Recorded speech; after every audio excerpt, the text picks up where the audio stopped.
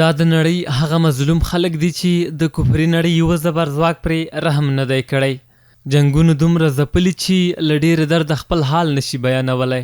په افغانستان کې د اسلامي امارت بیا ځل واکمنېدو سره یې د رغېدو هیلې ژوندۍ شوي. چهارشنبه د زمري 24مه د امریکایي اشغال د خاتمې 3مه کالیزه هغه ورځ چې دغه مظلوم ولس ورته له مخکې چمتووالی نیولی او په شور یې لمانځي.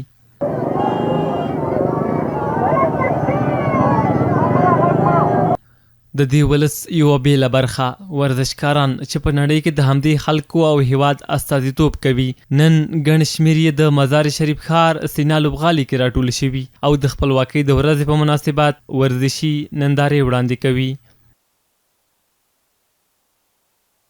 پښتون، تاجک، ازبک، هزاره، ترکمن ټولو افغانانو سپین بیرغ په لاس او د اسلامي امارت د فتحې 3مه کالیزه لمانځي. ځینو خو یې لا امنیتي ځواکونه وستایل چې شپه ورځ د دوی امنیت ساتي. د بلخ ولایت د بدني روزنې او ورزش رئیس وایي د 10 فدراسیونونو څخه 2000 لوبغاړو ګډون کړی او د اسلامي امارت د فتحې د 3مې کالیزې په مناسبت ورزشي نندارې وړاندې کوي. الحمدلله دغه نننۍ غونډه چې جوړه شوې د 3مې کلیزې د امارت پیروزي د اسلامي امارت د پیروزي وه چې الحمدلله په دې کې 2000 ورزشکارانو چې د 10 فدراسیونونو مختلفو رشتو څخه راغلي وو شرکت یې کړی و او دغه ورځ یې ولمانځله. الحمدلله تاسو یې ټول وینئ چې ښه په لوړو مراسمو سره او ښه په ترتیب سره الحمدلله موږ نمایشات ولس ته وړاندې کړله. بلخي لوبغاړي کاږي د خپلواکۍ په مناسبت سینا سټیډیم ته راغلي. یو شمېر د غرختنې لوبغاړي وایي د تیر دولت پر وخت یې نشو کولی چې په ډاډه زړه خپل تمرینات وکړي خو د اسلامي امارت له واکمنېدو سره په ټول هیواد کې تمرینات ترسره کوي.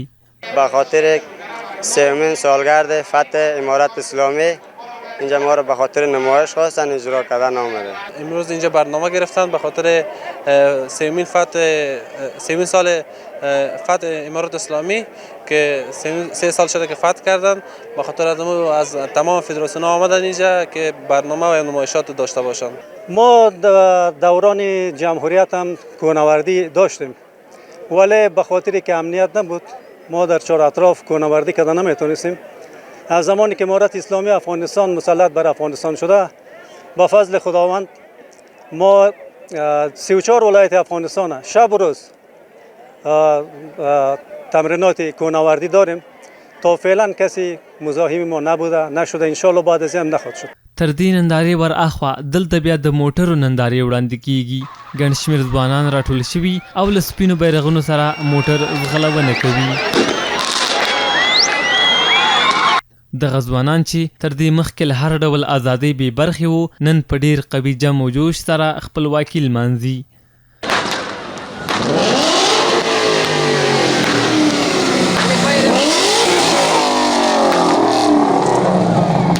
درې کاله وړاندې امریکا او ملګري هیوادونه یې په افغانستان کې مات او ټیټ سر د زمري په 24مه وشړل شول. په هیواد کې جمهوري نظام سقوط او اسلامي امارت د چارو واګې په لاس کې واخیستې او تر یوې اوږدې جګړې وروسته افغان خاوره د امن مالکه شوه.